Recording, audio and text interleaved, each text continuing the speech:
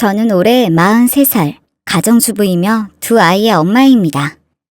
결혼하고 11년 동안 살다가 이혼했고, 지금은 제가 아이들을 키우며 살고 있습니다.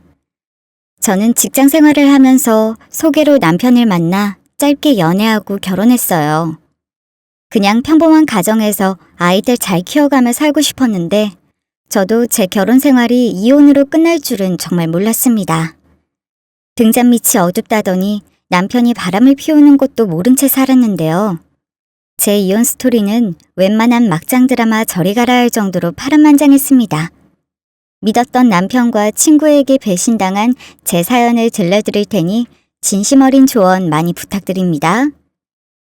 저는 결혼 전에는 직장을 다녔지만 결혼 초에 아이가 연년생으로 생기는 바람에 너무 힘들어 직장을 그만뒀습니다. 남편은 저보다 3살 많은 46살입니다. 사업을 하는데 조그만 공장을 운영하고 있고요.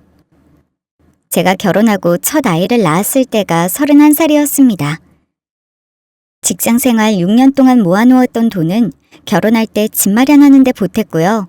제 수중에 비상금 한 푼이 없었어요. 사실 모든 사업이 힘들겠지만 남편 역시 사업을 한다고 결혼해서부터 지금까지 몇 번은 말아먹은 것 같아요. 매번 빚내서 일어나고 일어나길 몇 번째 하다가 최근에 와서야 좀 자리를 잡고 있었죠. 생활비는 남편에게서 받아 쓰는데 넉넉하게 주는 편은 아니었어요. 아이들 먹이는 거, 입히는 거, 각종 공과금 내고 나면 제 것 화장품 하나 사기가 빠듯할 정도였으니까요. 그렇다고 남편이 돈은 펑펑 쓰고 다니는 사람도 아니었습니다. 남편은 자기 옷이나 신발 같은 외모에 돈을 쓰는 사람은 아니었지만 사람 만나는 건 좋아했어요.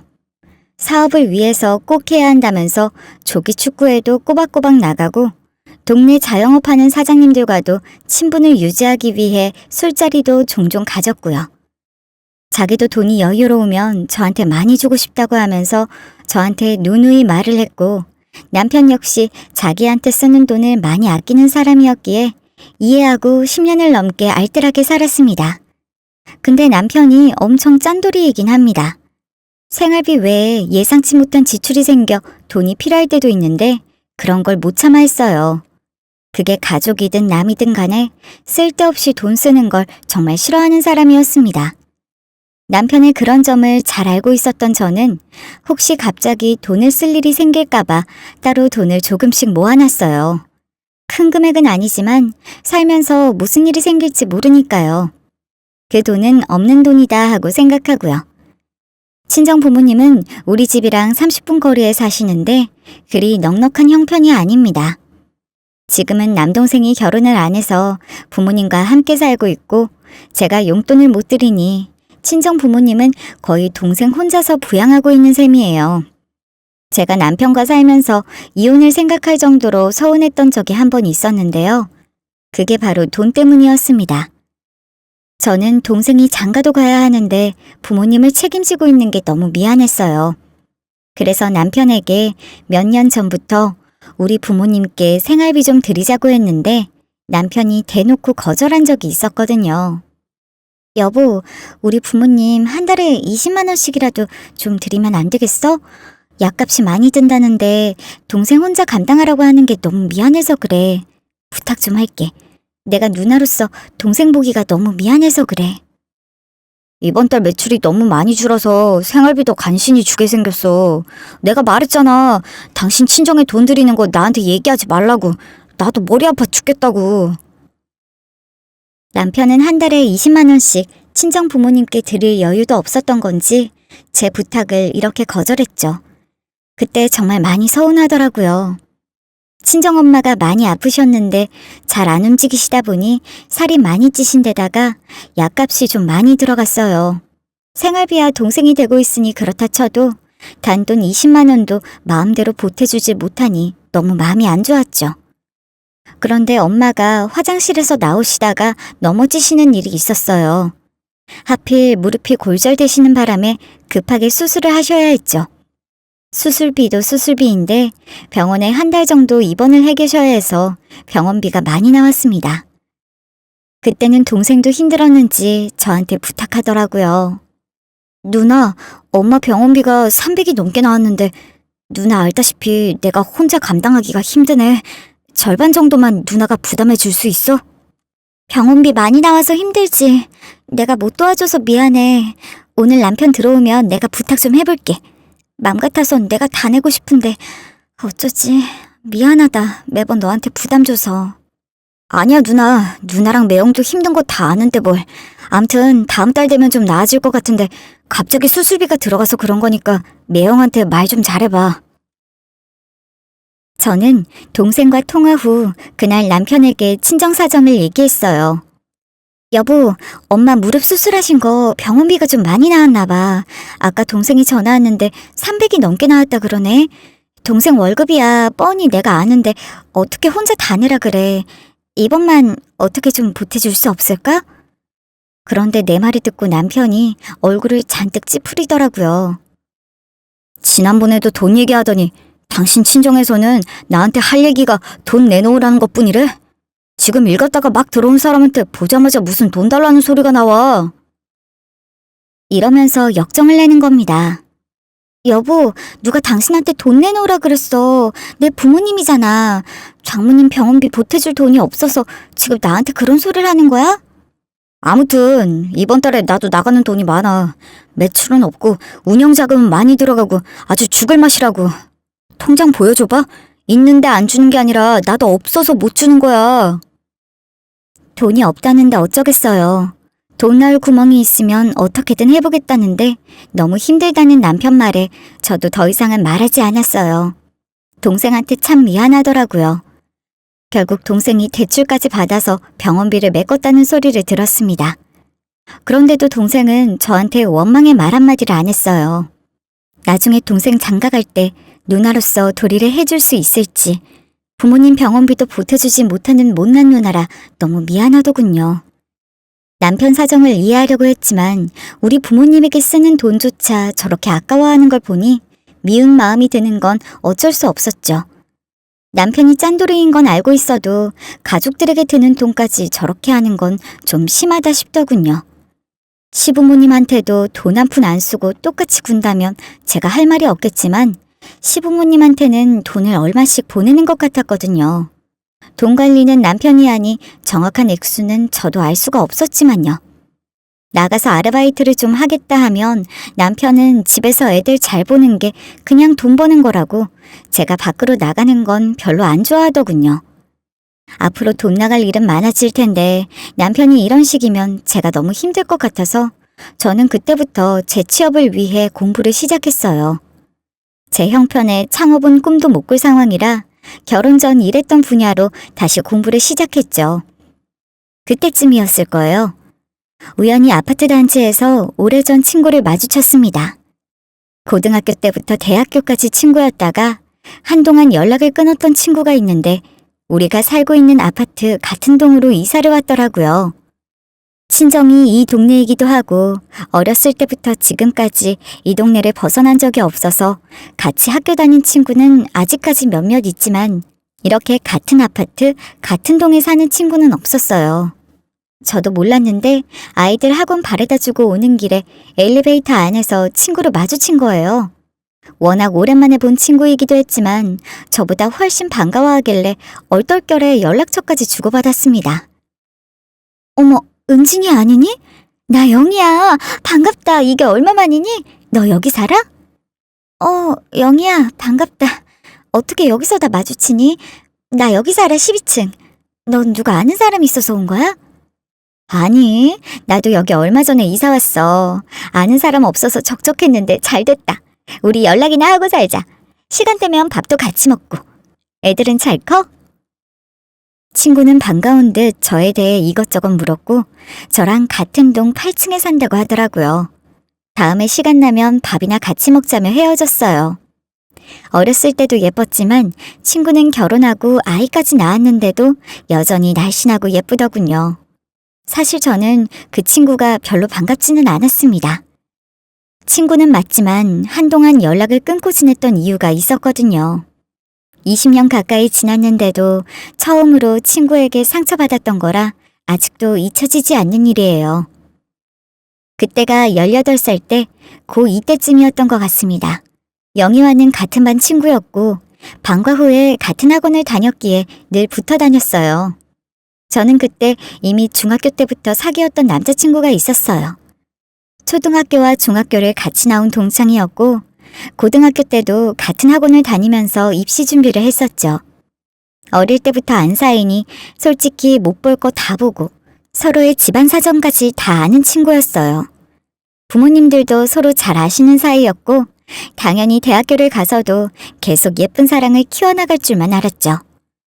근데 우리 사이에 영희가 끼어들면서 문제가 생겼어요. 영희는 예쁘장한 외모 때문에 학교에서나 학원에서나 인기가 많았어요.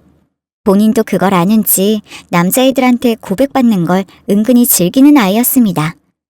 나중에야 알았는데 소위 어장관리를 아주 잘하는 아이였어요. 근데 그 어장관리를 제 남자친구에게까지 하려고 하니 문제였죠.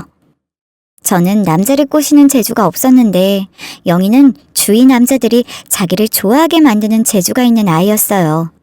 한마디로 여우 같은 친구였습니다. 그때는 그게 부럽기도 했는데 제가 영희랑 친해진 것도 나중에 생각하니 제 남자친구를 목적으로 저와 친해지려고 했던 게 아니었나 싶어요. 영희는 학원에 다른 친구들도 있으면서 꼭 저와 다니려고 했습니다. 학원에서도 제가 남자친구와 앉아있으면 같이 끼어서 앉았고 집에 귀가할 때도 꼭 끼어서 같이 가곤 했어요. 그러다 보니 자연스레 저와 제 남자친구 그리고 영희 이렇게 붙어 다니는 시간이 많아졌고 같이 어울려 놀기도 많이 놀았어요. 시험이 끝나면 같이 맛있는 거 먹고 노래방에 갈 때도 셋이 다녔죠. 근데 그때는 어려서 몰랐어요. 영희가 제 남자친구를 꼬시기 위해 은근한 눈빛을 저모르게 보내고 있었다는 걸요. 고3 수능이 끝나고 대학교 입학을 앞둔 겨울에 남자친구에게 줄 크리스마스 선물을 고르러 시내에 나갔다가 제 친구가 남자친구와 손을 잡고 다니는 걸 보고 말았습니다. 어렸지만 저는 너무나 큰 배신감을 느꼈어요. 그때 저는 남자친구도 잃고 친구도 잃었죠. 자존심이 강했던 저는 그때 영희에게 왜 내 남자친구를 만나냐고 따질 수가 없었어요. 남자친구에게도 어떻게 나한테 이럴 수 있냐고 말 한마디 못하고 제가 일방적으로 연락을 끊어버리면서 안 보게 되었습니다. 대학교 가서는 간간히 소식만 들었고요. 아마 그 둘은 그 후에도 전 남자친구가 군대를 다녀올 때까지는 사귄 것 같더군요. 그 뒤로는 어찌 지내는지 궁금하지도 않았고 점점 잊힌 친구가 되어 결혼식 때도 서로 부르지 않았고요. 그런 친구를 오랜만에 만난 게 뭐 그리 반가웠겠습니까? 솔직히 아는 척하고 싶지 않았어요. 저는 그냥 빈말로 다음에 보자고 헤어졌는데 영희는 그게 아니었나 봐요. 며칠 있다가 진짜로 전화가 왔습니다. 은진아, 너 지금 뭐하니? 애들 다 학교 가고 없지? 내가 김밥죽 샀는데 갖다 줄게. 우리 같이 먹자. 친구 전화에 솔직히 내키지는 않았지만 온다는 걸 어쩌겠어요. 딱히 안 된다는 핑곗거리가 생각이 안 나 그냥 오라고 했죠. 그렇게 우리 집에 친구가 처음 발걸음을 했어요. 친구는 우리 집에 와서 이것저것 제 살림을 구경하더니 물어보지도 않는 자기 얘기를 하더라고요. 고등학교 때 만나던 남자친구랑은 대학교 2학년 때 헤어졌고 그 후에 몇 명 더 만났지만 다 자기랑은 안 맞아 헤어졌다고요. 그리고 지금 남편은 직장 다닐 때 만난 사람이랍니다. 그날 밥을 같이 먹고 차까지 마시며 오래 수다를 떨다가 친구는 집으로 돌아갔어요. 아이 하나가 있었는데 학교에서 돌아올 시간에 맞춰 가더군요. 그러면서 다음에 부부끼리 같이 만나서 술이라도 한잔 하길래 알았다고 했습니다. 저는 예전의 앙금이 조금 남아있는 채로 친구를 대했는데 친구는 저한테 전혀 거리낌이 없었어요. 제가 미안할 정도로요. 그 후에도 친구는 우리 집에 자주 왕래했고 저 역시 어쩌다 보니 친구 남편과도 인사를 하게 되었어요. 사람이 망각의 동물이어서 그런 걸까요? 아픈 기억이 왜곡이 된 건지 껄끄러웠던 친구였지만 나이 40이 넘어 다시 만나 가깝게 지내면서 예전 일도 그냥 잊히는 듯 했습니다. 그 후로 친구와 자주 만나 같이 나가서 밥도 먹었고 어쩌다 보니 집에 와 있는 친구를 남편에게 인사도 시켜줬습니다. 여보, 내 친구 영희야. 고등학교 동창인데 당신은 처음 본 친구일 거야. 얼마 전에 우리 아파트로 이사 왔대. 우리도 처음 만나고 깜짝 놀랐지 뭐야. 안녕하세요. 은진이 친구예요. 말씀 많이 들었어요. 듣던 대로 덩치도 좋고 아주 미남이세요. 다음에 저희 남편하고도 기회 되면 같이 식사해요. 아이고, 별 말씀을요. 친구분이야말로 아주 미인이십니다. 다음에 또 기회 되면 같이 보시죠. 형식적인 인사인 줄만 알았는데 그때부터 남편은 제 친구에게 흑심을 품었던 걸까요? 고등학교 때 내 남자친구를 빼앗긴 적이 있었는데도 저는 그 상황이 그때와 똑같다는 것도 모르고 있었네요. 그런데 제 친구는 생각보다 경우가 없는 애였어요. 그 이후 시도 때도 없이 우리 집에 자주 놀러 왔습니다. 물론 대부분 연락을 하고 왔지만 가끔은 연락도 안 하고 불쑥불쑥 초인종을 누르고는 집에 남편이 있는 걸 보고도 스스럼 없이 들어와 친한 척을 하곤 했습니다. 그리고 가끔 부부싸움을 하고 나면 저한테 와서 하소연하면서 울곤 했어요. 그럼 저는 위로해주느라 같이 술을 마셔주고 같이 남편 욕을 해주기도 했고요. 보통 저희 집에 놀러 오면 푸념하고 갈 때가 많았습니다.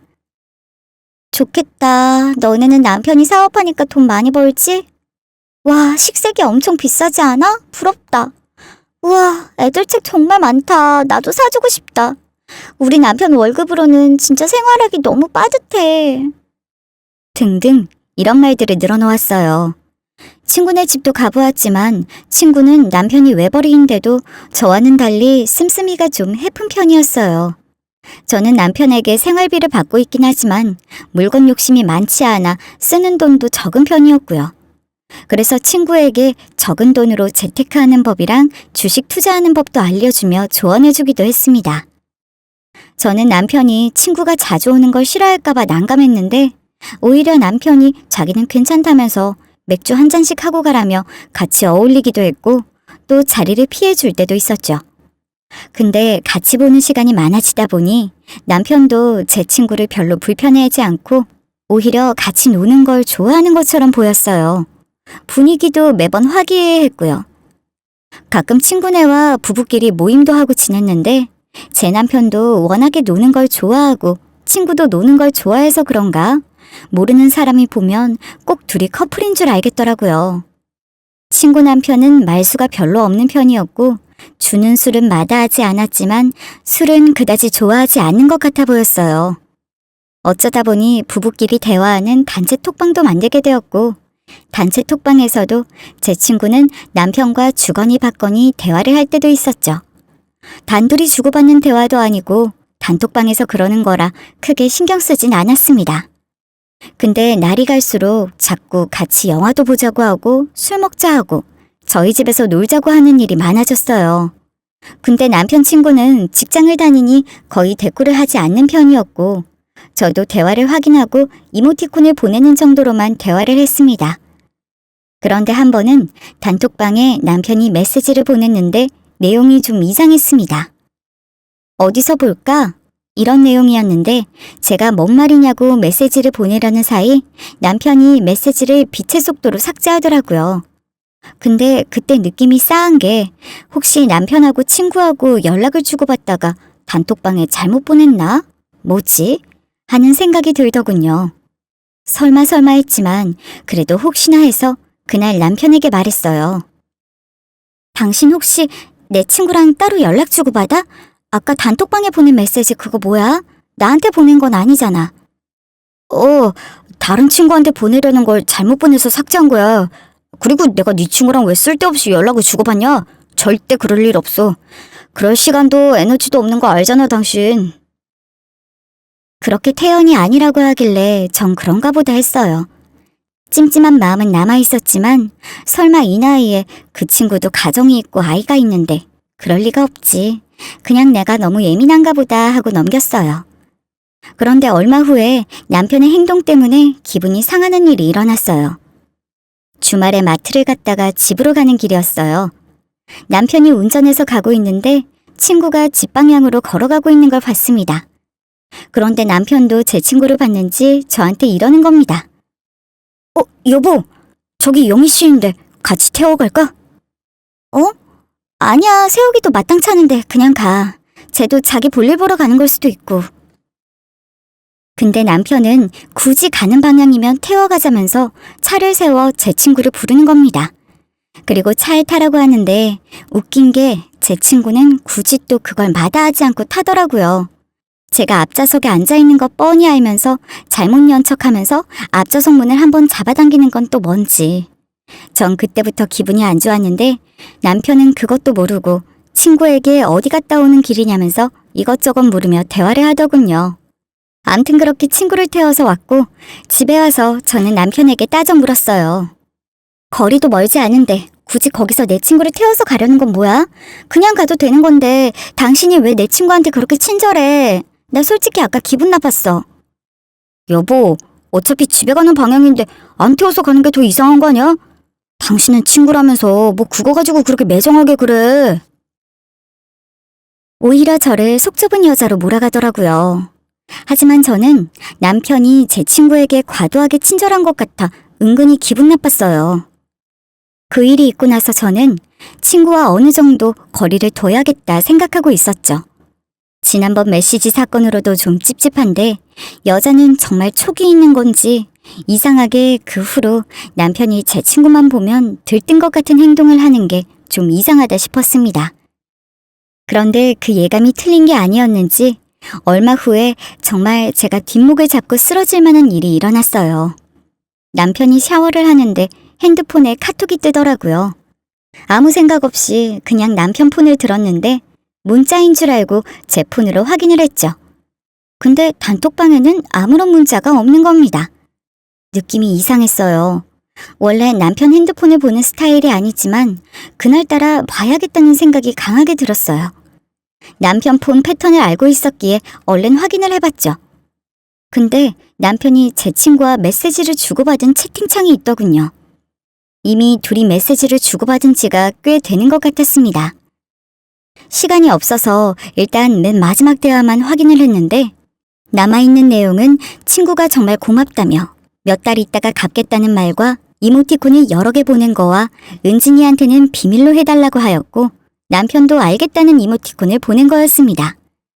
갚겠다고 하는 걸 보니 남편이 돈을 빌려준 것 같아 남편 은행 어플을 통하여 이체 내역을 확인했습니다. 아니나 다를까 친구에게 1,000만 원을 이체해준 기록이 있더라고요. 아무리 우리가 가깝게 지낸 사이라 해도 아내인 저에게 한마디 상의 없이 그것도 자기 친구도 아닌 제 친구에게 1,000만 원을 비밀로 빌려줬다는 게 너무 기분이 안 좋더라고요. 발뺌할 수도 있으니 미리 캡처해 놓았습니다. 그리고 둘이 주고받은 대화 내용을 확인하려고 하는데 남편이 화장실에서 나와 저를 보더니 핸드폰을 들고 있는 걸 보고는 확 빼앗아 가더라고요. 너무 어처구니가 없어서 남편에게 본 사실을 그대로 말하고 이게 대체 무슨 일이냐고 물어보니 남편이 당황하면서 변명했습니다. 그게 영희 씨가 돈을 좀 빌려달라고 하더라고. 너한테 부탁하려고 했는데 넌 어차피 나한테 생활비 받아 쓰지 않냐면서 친구한테 말하기가 미안하다고. 코로나 때문에 남편이 직장을 좀 쉬게 되었나 봐. 근데 남편이 생활비도 2달째 안 주고 돈 때문에 싸우다 몇 번 맞기도 하고 그랬대. 당신 알고 있었어? 당신 친구 남편 그렇게 안 받는데 폭력까지 쓰나 봐. 영희 씨가 카드 대출로 쓰다가 너무 힘들다고 부탁을 해서 내가 그냥 좀 빌려줬어. 당신한테 말하면 오해할 것 같아서 말 안 한 거야. 금방 갚는다길래. 당신 정말 왜 그래? 걔가 무슨 돈이 있어서 1,000만 원을 2달 안에 갚겠어? 당신 혹시 내 친구랑 따로 만나? 왜 이런 걸 나랑 상의도 없이 당신 마음대로 해?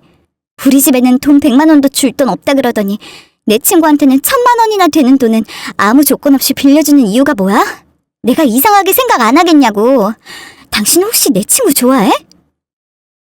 제가 화가 나서 펄펄 날뛰자 남편이 당신 이렇게 오해할까봐 내가 말 안 한 거야. 친구가 남편한테 맞고 살고 돈도 없다는데 당신이야말로 너무 매정한 거 아니야? 내가 당신 친구를 왜 따로 만나? 절대 그럴 일 없어. 뻔히 알면서 그런 말을 해. 내가 지금 일하느라 바쁜데 불륜 저지를 시간도 없어. 남편은 정색하면서 말하는데 솔직히 저는 의심이 거두어지지 않았습니다. 강한 부정은 강한 긍정이라고 했죠. 저 같은 둔탱이가 이렇게 느낄 정도면 분명 내가 모르는 뭔가 있다고 확신했어요. 저는 남편에게 일단 지금 당장은 모른 척 하겠지만 돈을 갚기로 한 2달이 넘어가도 안 갚으면 그때는 내 친구 남편에게 말할 것이며 친구도 가만두지 않을 거라고 말했습니다. 남편은 제가 그렇게 말하니 당장은 안심하는 듯 보였죠. 하지만 저는 끝이 아니었습니다. 사실 저는 그날 남편에 대한 배신감으로 잠을 이룰 수가 없었습니다.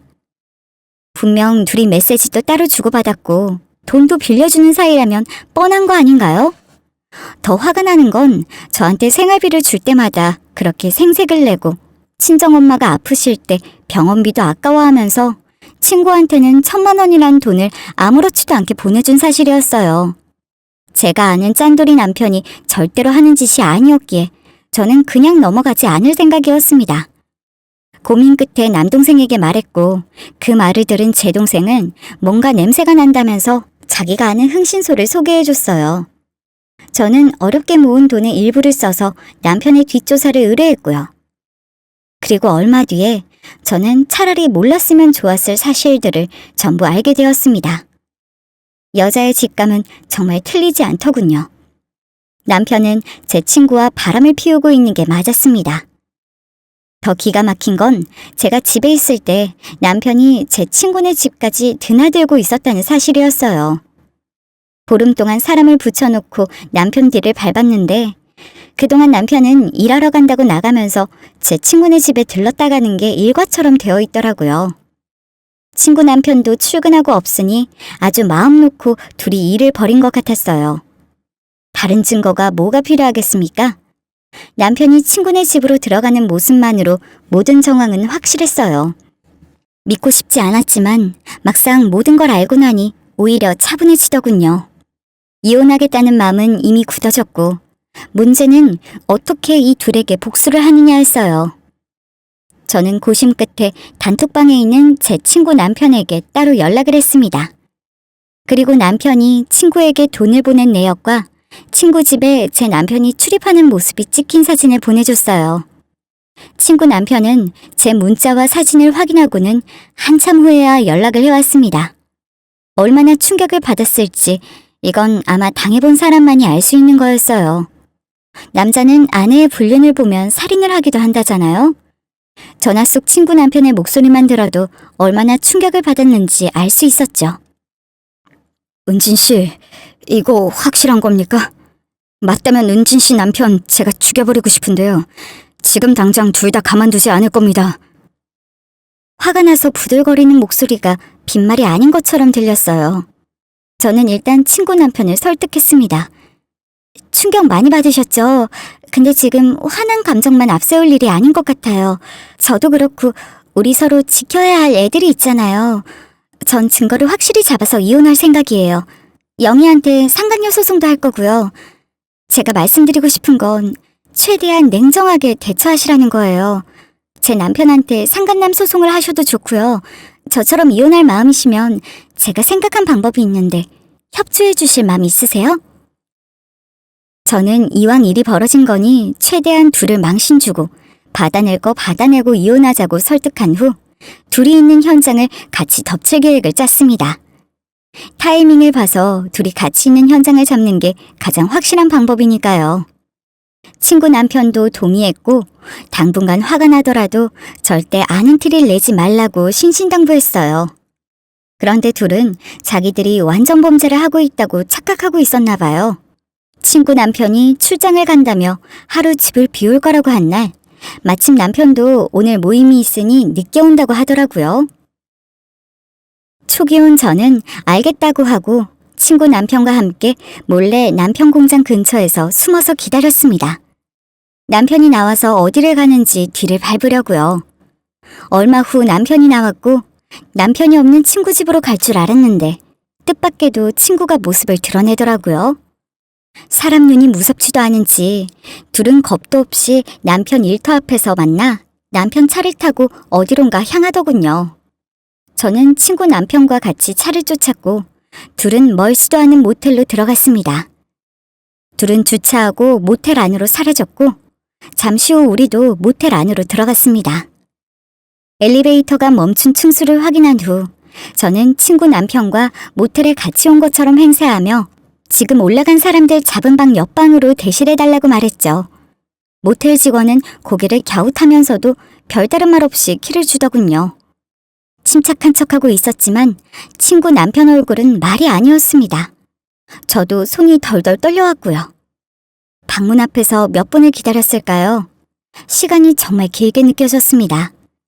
그리고 친구 남편이 문을 두드리면서 말했어요. 배달시키셨나요? 그러자 잠시 후 시킨 거 없는데요? 하는 남자 목소리와 함께 문이 열렸습니다. 친구 남편은 그대로 문을 밀며 안으로 들어갔고 남편은 그 힘에 뒤로 벌러덩 자빠졌어요. 저도 그 뒤를 따라 들어갔고 남편과 제 친구는 우리를 보더니 소스라치게 놀라며 몸을 이불로 가리기 바빴습니다. 남편은 당신이 여기 어떻게 온 거야? 여보 오해야. 아니야 절대 아니야. 라면서 헛소리를 하는데 그마저도 다 못하더군요. 남편 친구가 발로 남편을 차더니 마구 때리기 시작했거든요. 저도 당장 친구 머리를 쥐어뜯어야 하지만 일단 사진을 먼저 찍었습니다. 빼도 박도 못하는 확실한 불륜의 현장이었습니다. 제 친구는 남편에게 머리채가 잡혀 옷도 다 못 입고 질질 끌려나갔고 저도 남편에게 일단 집으로 오라고 말하고는 돌아섰습니다. 더 이상 화를 낼 필요도 없어진 상황이었고 남은 건 제가 원하는 대로 이혼하는 일뿐이었습니다. 믿었던 남편과 친구에게 이렇게 배신을 당한 제가 병신 같았지만 저는 아이가 있으니 여기서 주저앉아 울기만 할 수는 없는 노릇이었습니다. 그 후 저는 증거자료랑 남편 짐을 다 싸서 시댁으로 찾아갔습니다. 시부모님한테 남편 짐 내려주고 증거 보여주면서 이혼하겠다고 했습니다. 그런데 시모 반응이 웃긴 게 저한테 화살을 돌리시더라고요. 네가 대체 어떻게 했길래 남편이 바람을 피우니? 다 네 잘못 아니니? 그냥 앞으로 남편한테 더 잘하면서 살아. 애들을 생각해야지. 이혼이 뭐 그렇게 쉽니? 어머니, 제가 어떻게 살았는지 알면서 그런 소리를 하세요? 이혼 안 해주면 저 소송할 거고 위자료랑 정신적 피해보상 다 청구할 거예요. 다른 사람도 아니고 친구년이랑 바람 피운 남편을 어떻게 믿고 사냐고요. 시모 말을 들으니 어이가 없어서 울부짖으면서 할 말 다 하고 나왔습니다. 아무리 아들 편이라고 하지만 이렇게 짐승처럼 제 친구와 노란한 남편을 보고서도 남편 바람이 제 탓이라뇨. 남편놈 집구석에 아예 정이 떨어졌습니다.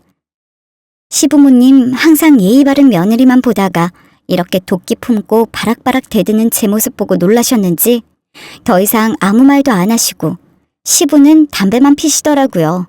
아무 말 없이. 여보, 나는 절대 이혼 못해. 내가 이번에 진짜 잘못했어. 다 정리할 테니 한 번만 봐주라. 저는 이렇게 애원하는 남편의 뺨을 그 앞에서 한 대 후려치고 나와버렸습니다. 시부모님도 너무 놀라서 저를 잡지도 않으시더군요. 그리고 집에 돌아와 남편과 함께 썼던 침대와 이불을 전부 다 버렸습니다. 남편은 시댁에서 지내면서 이혼은 못 해주겠다고 한동안 버티더라고요. 저한테 매일 전화해서는 용서해달라고 빌고 저를 윽박지르기도 했습니다. 제 결심은 변함없었고 이혼 안 해주면 소송해서 전부 다 받아내겠다고 했고요. 결국 저는 유책 배우자인 남편을 상대로 이혼 소송을 했고 그 결과 위자료를 포함해 집을 제가 받기로 하고 이혼했습니다. 아이들 클 때까지 양육비도 책임지기로 했고요. 그리고 제 친구한테는 상간녀 소송을 걸었습니다. 친구가 저한테 와서 잘못했다고 용서해달라고 빈다고 해도 용서해주지 않았겠지만 그 후 친구는 어이없게도 제 남편을 사랑한다며 어쩌고저쩌고 개소리를 하더군요. 그렇게 나오니 정말 할 말이 없었어요. 이런 년을 여태껏 친구라고 믿고 살았나 싶고 너한테 받아낼 수 있는 최대로 정신적 피해 보상을 청구할 거라고 말해줬죠. 넌 남의 남자 빼앗는 게 취미고 특기니 평생 그렇게 살아. 그런데 어쩌니? 이번에 네가 빼앗은 건 그냥 쓰레기라서. 그 쓰레기 잘 데리고 놀다가 버리든 말든 네 마음대로 해. 제 말을 들은 친구가 한다는 소리가 합의금 줄 돈이 없다면서 소송을 취하해달라고 하는 거예요. 저는 절대로 취하해줄 생각 없고 한 푼도 빠짐없이 위자료 줘야 할 거라고 확실히 말해줬습니다. 친정 부모님은 남자라면 한 번쯤 바람 피운다고 용서하고 넘어가는 게 어떻겠냐고 하시는데 글쎄요. 그냥 바람이었다면 넘어갈 수도 있었겠지만 제 친구랑 바람이 난 걸 용서 못하겠더라고요. 그렇게 힘든 시간도 지나가긴 하더군요. 얼마 후 친구 남편에게 들으니 제 남편을 상대로 소송을 걸었다고 하더군요. 그런데 뜻밖에도 친구 남편은 친구와 당분간 이혼을 안 해줄 거라고 하더라고요. 언젠가는 해주더라도 지금 당장은 안 해줄 거랍니다. 이혼해주면 둘이 아주 신나게 마음 놓고 만날 거 아니겠냐면서요. 자기는 그 꼴은 못 보겠다고 같이 살면서 더 괴롭히고 싶다고 했습니다. 그 말을 들으니 왜 그리 눈물이 나던지요. 저도 불쌍하지만 친구 남편도 너무 안 됐더라고요. 쓰레기 같은 인간 둘 때문에 이렇게 고통을 받는구나 싶어서요. 고통 속에서 더 살겠다는데 그게 과연 옳은 선택인지는 모르겠지만 그러지 말라고 할 수도 없었어요. 남편도 친구 남편에게 위자료까지 주고 나면 머리 꽤나 아플 것 같았습니다. 그런 난리를 겪은 게 벌써 1년이 넘었네요.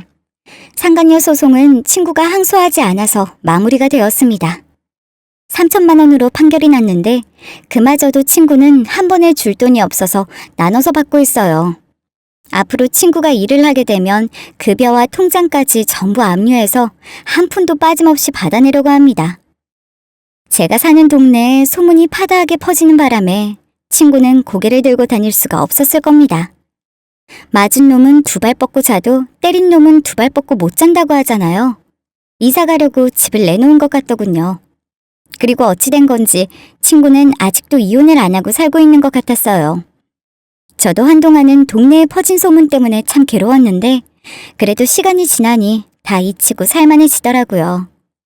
저도 좀 안정이 되면 이사 갈 생각을 하고 있습니다. 애들 학교 때문에 당장은 이사 갈 엄두가 안 나지만요. 지금은 애들이 정서적으로 불안해하지 않도록 친정 부모님이 집을 오가시면서 돌봐주고 계십니다. 당분간 남동생이 집에서 같이 생활하기로 했고요.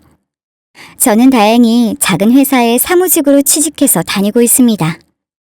월급이 많지는 않아도 제가 벌어서 애들 학원 보내고 먹고 싶다는 거 해먹일 정도로 돈을 버니 참 뿌듯하네요.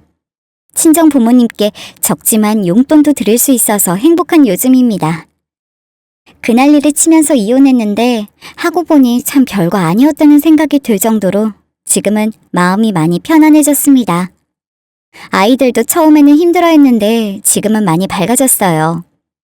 다른 사람 가슴에 피멍들게 하면 언젠가는 자기도 똑같은 일로 힘들어하고 가슴에 피멍이 든다잖아요. 아마 저한테 상처 주고 두 가정을 파탄낸 그 둘의 앞날이 행복하지만은 않을 것 같습니다. 제 얘기를 들어주신 분들도 내 옆에 있는 네 사람한테 상처 주지 마시고 항상 행복한 가정 꾸려나가셨으면 좋겠습니다.